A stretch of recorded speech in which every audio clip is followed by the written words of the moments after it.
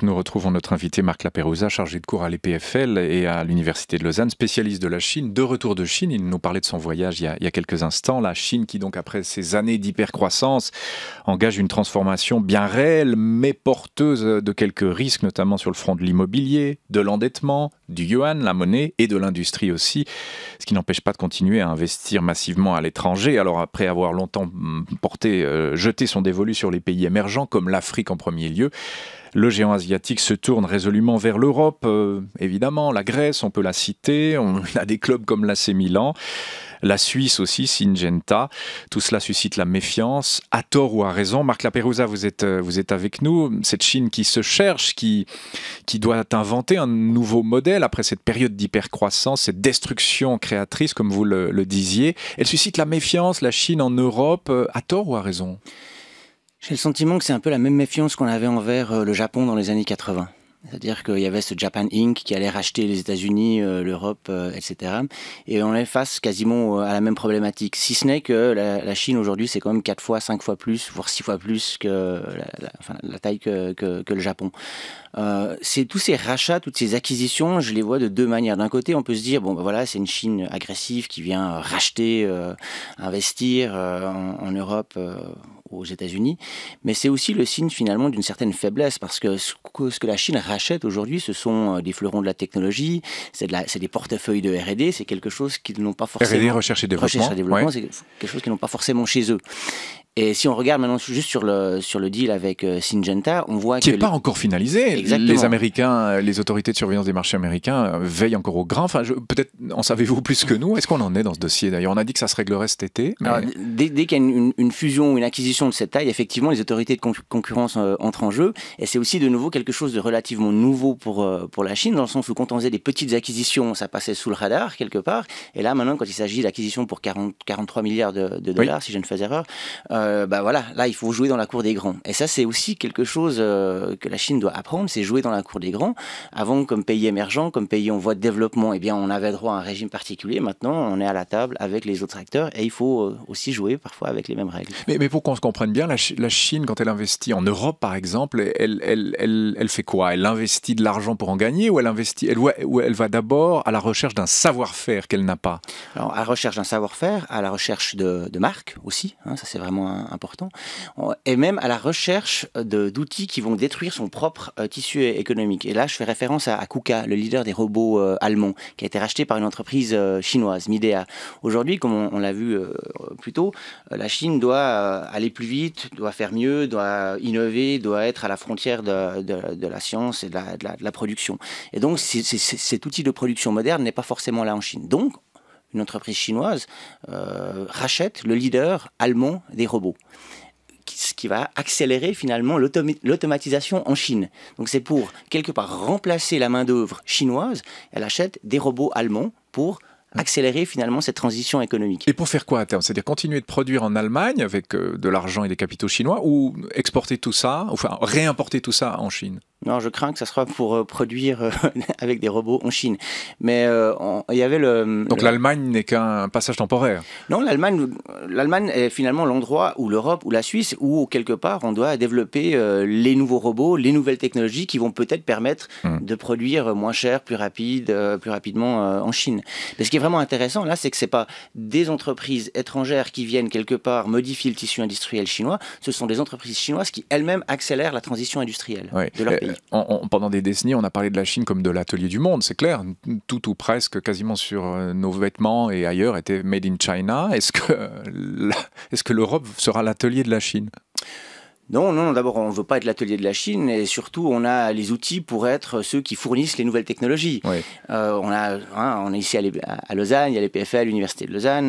Une des choses qu'on voit, c'est qu'on a encore énormément de savoir-faire, j'ai envie de dire aussi passablement d'avance. Dans mon travail, j'ai aussi l'occasion de rencontrer des universitaires chinois. En Chine, des bonnes universités du niveau de l'EPFL ou de l'Université de Lausanne, il y en a encore très peu. Il y a Tsinghua, effectivement, il y a peut-être Beda, Zhongshan, etc. Mais des très bonnes universités chinoises, il y en a encore relativement peu. Du reste, c'est une des problématiques en Chine, c'est que les très bons étudiants souvent partent encore se former ou se post-former aux États-Unis, en Europe, en Suisse, reviennent parfois, pas toujours. Et du côté, alors, puisque vous pilotez un groupe d'étudiants quand vous les emmenez en Chine de l'EPFL, du côté des étudiants de l'EPFL, alors il y a des Suisses, il y a des étrangers, etc.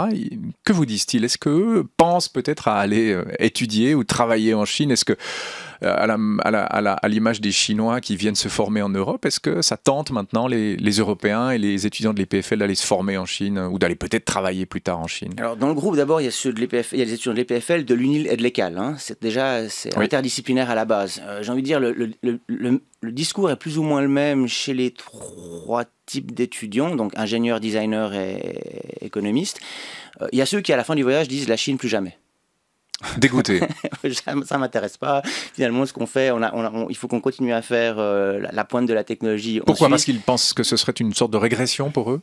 Non, parce que, de nouveau, une des choses qu'on voit quand on amène 25 étudiants en Chine, c'est que c'est pas facile, il y a des obstacles, il y a des frictions. En Suisse, c'est vrai que ça va peut-être plus lentement, mais au niveau de la qualité, on sait exactement ce qu'on reçoit. En Chine, ça va plus vite, c'est moins cher, mais peut-être au niveau de la qualité, il y a un trade-off.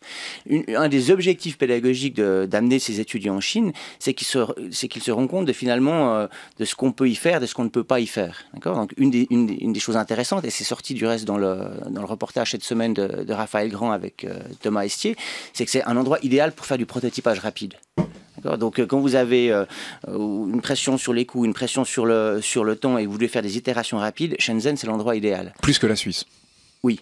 Par contre, quand vous devez sortir un produit fini, de qualité, avec des normes précises, c'est peut-être mieux de le faire ici. Mais j'ai envie de vous dire, pour l'instant, point d'interrogation, ça peut changer ces prochaines années, non? Ce qu'on voit de nouveau, si j'ai donné l'exemple de Huawei ou de DJI, il y a un certain nombre d'entreprises qui ont compris qu'on ne pouvait pas gagner, on va dire, en faisant de la mauvaise qualité. Combien est-ce qu'il y a d'entreprises comme Huawei ou DJI aujourd'hui dans la région de Shenzhen? C'est très très difficile à dire. J'en vois encore relativement peu. Ce qu'on sait, c'est que le gouvernement met énormément d'argent.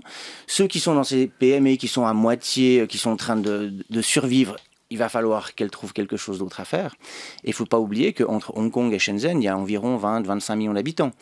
Donc là-dedans, il y a quand même matière à sortir un certain nombre de bonnes entreprises qui sont capables de rivaliser et surtout de développer un savoir-faire tel qu'on a ici. On pose souvent la question, peut-être l'ai-je déjà posé, est-ce que le prochain Google peut être chinois? Mais je crois qu'il y a déjà un prochain Google chinois. Ah ben voilà la réponse. Et ça prendra cette ampleur-là. Je veux dire, au-delà d'un simple moteur de recherche sorti en 98, c'est devenu une entreprise qui quasiment s'occupe de tous les secteurs de la vie. Ça sera de ce niveau-là? Non, mais si vous regardez aujourd'hui une entreprise comme WeChat en Chine... assez peu connue encore ici, il faut bien le dire. WeChat, pour vos auditeurs, c'est WhatsApp, c'est Twin, c'est tout. Mais c'est chinois, c'est pour ça qu'on la connaît pas. C'est complètement chinois, c'est Tencent qui est derrière. Tandis que Google est mondial. Oui, alors ça c'est un point qui est dit. Et Google n'est pas en Chine. Hein, oui, et pas en Chine, oui, enfin, pour différentes raisons. Un peu restreint, oui. Alors, mais vous avez 1,4 milliard d'habitants en Chine, c'est déjà un joli marché. Donc, ce qui est intéressant avec WeChat, c'est qu'ils sont largement en avance par rapport à WhatsApp. C'est-à-dire que là, pour moi, et c'est aussi une des raisons pour laquelle on prend des étudiants en Chine, c'est que dans certains secteurs, c'est à nous de copier la Chine, c'est pas le contraire. D'accord ? Oui. Maintenant, dans ces secteurs, il n'y en a pas non plus 36. Mais dans le cas de la téléphonie mobile, des applications, des écosystèmes comme WeChat, où quelque part vous pouvez passer toute votre journée et tout payer, tout faire uniquement avec une seule application, un seul écosystème, ça, on ne le connaît pas ni aux États-Unis ni en Europe. Comment vous comprenez par exemple l'ambiguïté européenne qui continue d'investir pas mal en Chine, hein, rien que l'Allemagne c'est 60 milliards d'euros alors que la Chine c'est 1,6 milliard d'euros en Allemagne. Hein. Pour l'instant, il faut bien dire que la réciproque n'est pas totalement valable. L'Europe ambiguë, je le disais, a commencé par la France. On se souvient d'il y a 2 ans, le gouvernement français qui sollicitait vraiment Pékin, qui quasiment appelait de l'aide à Pékin pour sauver le PSA, enfin Peugeot, Citroën, alors que maintenant... Paris intervient pour essayer de défendre le groupe hôtelier Accor, un des principaux dans le monde, face aux appétits chinois. Comment vous comprenez cette ambiguïté-là ? Je dirais qu'il y a 2 modèles. Il y a des politiques industrielles en Chine qui sont très fortes, qui sont soutenues par le gouvernement. Et c'est vrai que politique industrielle en Europe, c'est un mot un peu tabou. Hein. Donc là, déjà, il y a une volonté très, très forte du gouvernement chinois de soutenir les industries, d'aider justement cette transition, alors qu'en Europe, on est, on va dire, entre deux feux. Il y a aussi quelque chose qui me frappe, c'est quelque part, il n'y a pas forcément une réciprocité au niveau des acquisitions d'entreprises chinoises ou européennes. Vous avez mentionné le rachat de l'AC Milan. On voit énormément d'entreprises chinoises qui sont européennes qui sont rachetées par des entreprises chinoises. L'inverse est beaucoup plus difficile. Si vous êtes une entreprise européenne et que vous voulez acheter une entreprise chinoise, ça va être très très difficile. Obstacles bureaucratiques, etc.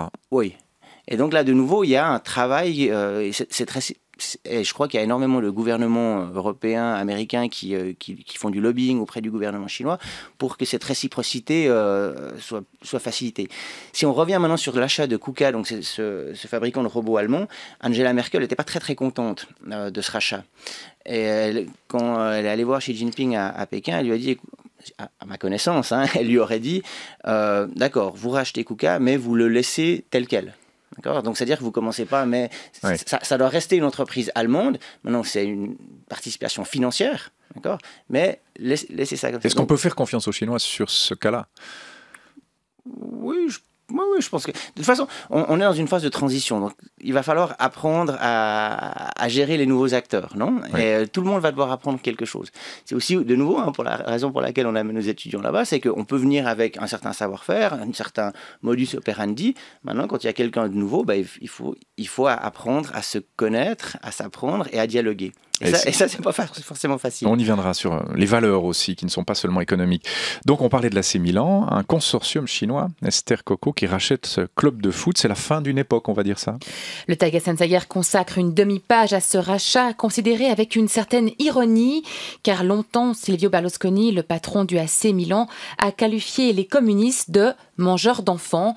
Aujourd'hui, il vend son club à un consortium chinois, comme il l'aurait vendu à des investisseurs du Golfe ou à des Russes. Il faut dire que tout comme les Chinois, aujourd'hui, Silvio Berlusconi a longtemps utilisé le foot comme un moyen d'étendre son pouvoir et d'améliorer son image. En tout cas, à Milan, personne ne s'est indigné de ce rachat. Au contraire, en ces temps difficiles, ceux qui investissent en Italie sont accueillis à bras ouverts. De nombreux touristes viennent de Chine. Les Chinois remplissent aussi les stades. Et côté football, seul Manchester United a plus de supporters en Chine que l'AC Milan. Très symbolique ce rachat de l'AC Milan, Marc Laperosa. Pour moi, quand il y a un achat, il y a un acheteur, il y a un vendeur. Et donc là, effectivement, il y a quelqu'un qui a décidé de vendre... Un vendeur qui a un tout petit peu retourné sa veste, si on croit l'article. Maintenant, si on reste sur ce monde du sport, ce qu'on voit, c'est une entreprise comme Alibaba qui est aussi en train de créer une ligue de rugby en Chine. Ils sont en train de créer différentes ligues dont on n'a jamais entendu parler. Il y a même, si j'ai bien compris, dans les sports virtuels, ce qu'on appelle le e-sport. Et on voit donc qu'il y a des marchés totalement nouveaux qui sont en train de se développer. Et alors, c'est vrai qu'il y a beaucoup d'intérêt pour le football en Chine. Je suis assez fasciné de nouveau de cette stratégie d'Alibaba de se lancer dans le monde du rugby, parce que c'est vrai que historiquement le rugby n'est pas le sport phare en Chine. Donc, mais voilà, c'est aussi ça l'entrepreneuriat du point de vue chinois, c'est on teste de nouveaux secteurs. Ça va marcher, ça va pas marcher. Oui, c'est à la destruction créatrice, vous le disiez, c'est exactement ça. Sur les normes et les valeurs, appelons-les comme ça, l'arrivée de Xi Jinping à la tête du pays a engendré, et on en a beaucoup parlé, un sérieux tour de vis envers la liberté d'expression, la société civile. On a des avocats, des activistes qui sont régulièrement arrêtés, parfois mis en prison. Des librairies qui disparaissent à Hong Kong. On a l'impression que la Chine avance d'un côté en procédant avec cette destruction créatrice, comme vous le dites si bien, Marc Laperosa, puis recule quand même du côté de certaines valeurs. Comment vous comprenez ce phénomène? Est-ce que ça va se poursuivre? Il est clair que du point de vue politique, il y a une crispation en Chine. À Hong Kong, ce n'est pas les librairies qui disparaissent, c'est les libraires. J'ai dit les librairies, ce sont les libraires, vous avez raison. C'est peut-être plus problématique. Ouais. Mais non, ce qui est intéressant, j'ai envie de dire, en Chine, du point de vue politique, c'est qu'il y a... Économiquement, ça va moins bien. La fenêtre d'opportunité des réformes sociales, politiques, économiques, pour moi, c'était 2003 à 2013. C'est-à-dire pas Xi Jinping, mais le gouvernement précédent. Donc elle s'est refermée, cette fenêtre, très clairement. Exactement, elle s'est refermée. Et donc, quelque part, le manque de volonté ou de velléité de réformer économiquement, politiquement, socialement la Chine à ce moment-là, c'est vraiment un gaspillage. Aujourd'hui, Xi Jinping et son gouvernement font face à une économie qui est ralentie, une classe moyenne qui a des attentes supérieures, une restructuration économique, une dégradation environnementale. C'est pas facile à gérer en même temps. Et c'est assez intéressant de voir que la réaction, en gros, on pourrait avoir deux réactions, non, ouvrir ou fermer. Pour l'instant, Xi Jinping a décidé de fermer. Ce qui m'inquiète, moi, c'est que depuis Mao, enfin on va dire depuis Deng en 78, on était passé de rule of man à rule of law gentiment. C'est-à-dire que c'était pas l'homme qui comptait, mais c'était l'institutionnalisation, le droit. Et là, on a quand même le sentiment qu'on est en train, pas forcément encore de revenir en arrière, mais en tout cas, la continuation de l'institutionnalisation n'est pas forcément garantie. Et ça, ce que vous nous dites, ça va freiner quelques investisseurs occidentaux. Peut-être certains se diront, ouais, vu le contexte de fermeture, je n'y vais pas, ou je n'y vais plus, ou je me retire. Non, je pense... Ou l'argent décide tout, et l'argent restera roi. Le commerce est important. Par contre, ce qu'on voit, et on a eu un exemple flagrant avec Uber, qui finalement a mis la clé sous le paillasson en Chine, il y a 10 jours. Faire des affaires en Chine, c'est très difficile, parce que le marché est très rude, les marges sont souvent très très faibles, tout change très très vite, et finalement, c'est vrai qu'en Occident, on a un rythme de transition qui est relativement long par rapport en Chine, et c'est vrai que les concurrents chinois dans certains domaines sont extrêmement bons. Et donc Uber a investi, a grillé $1 milliard de subventions chaque année pour essayer d'amener les consommateurs vers sa plateforme, et finalement à jeter l'éponge. J'ajouterais juste une chose, parce que je trouve que c'est assez symbolique de comment fonctionne la Chine. Quand vous rentrez dans un taxi en Chine, qui a une enseigne, typiquement Taxi Shanghai, vous avez le chauffeur qui a en fait 2 téléphones portables.